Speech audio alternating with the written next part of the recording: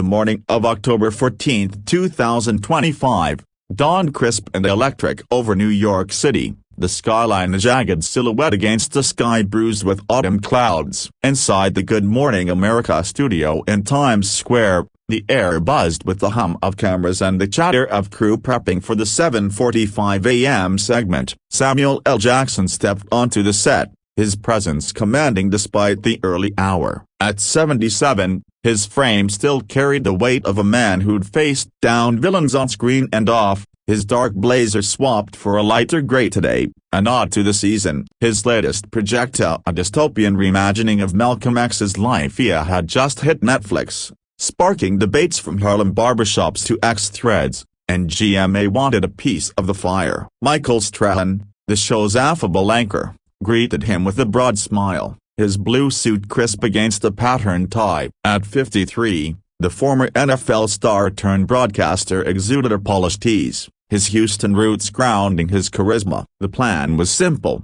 a quick chat about the film, a few laughs, and a segue to the weather. But Strahan's producer had other ideas, slipping him a note, "Push on woke Hollywood or ratings gold." The segment was a gamble, a spark tossed onto dry tinder. The cameras rolled. Robin Roberts opened with warmth, praising the film's bold visuals and Samuel's Oscar-winning legacy. Ginger Z tied in a brewing nor'easter with a grin. "Stormy themes, saw a perfect fit." Samuel chuckled, leaning back. "Yeah, Ginger, but my storms come with a message." Malcolm didn't just talk, he roared. Then Strahan leaned in, his tone shifting to that probing cadence he'd perfected. "Sam, love the flick, but let's get real. You've called out Hollywood before. Some say it's gone overboard with the woke stuff, diversity quotas, rewriting classics, helping or hurting the art." The room stilled. Samuel's smile tightened, his eyes narrowing into slits that could cut steel. He uncrossed his legs,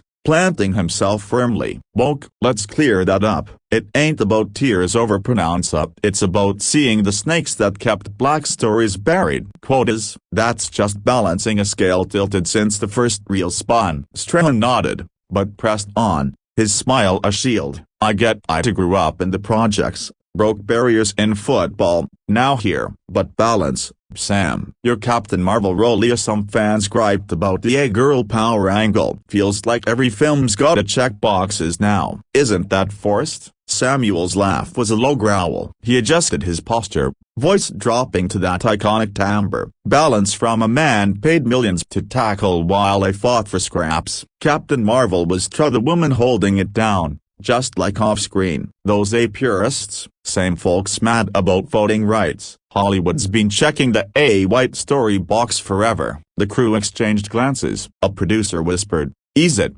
Mike." But Strahan, sensing the clash, leaned closer. "Whoa, not the enemy here. Just asking what America's asking. Polls say 60% of viewers tired of lectures and films. Your Malcolm movie drones are dope. But the speeches, preachy. Can't we just entertain?" That word preach ignited something. Samuel's jaw clenched, memories flashing, anti-apartheid rallies, BLM marches, that viral Trump rant. He leaned forward, voice steady but edged. "Preachy? You sat here smiling while oil sponsors deny climate change, then call my truth a sermon?" Malcolm warned, not preached. "If it wakes one kid to their history, I'm all in." "You want entertainment? Fine. But don't lecture me on balance." Silence fell, thick and heavy. Robin tried to interject, but Strahan cut in, face flashing. "Hold up, you're twisting it. I'm saying art should unite, not divide. You're dividing now, calling me out. That's why folks tune out.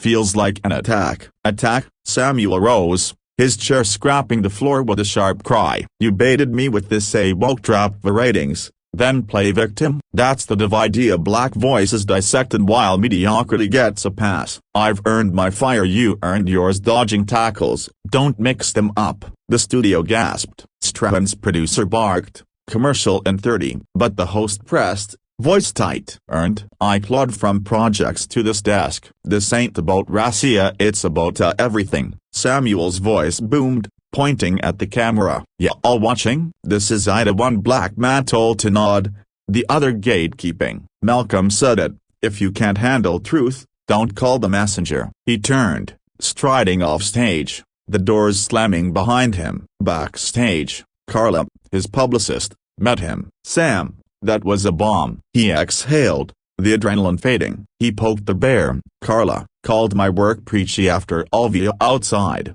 The city roared. His phone buzzed to Denzel, Spike, even Clooney. Latania's text, "Proud, come home." The walkout hit X by 8:15. Samuel walks out trending. Clips went viral, memes flying. Strahan's statement at noon was smooth. "Respect for Sam. Tough talk. Let's keep it going." But the bruise lingered. That night, Samuel sipped bourbon in his penthouse, the Hudson glinting below. The film topped Netflix, fueled by the chaos. Strahan, in his dressing room, loosened his tie, texting his daughters, "Rough day. Learn from it." The clash wasn't a break, it was a crack, letting light through.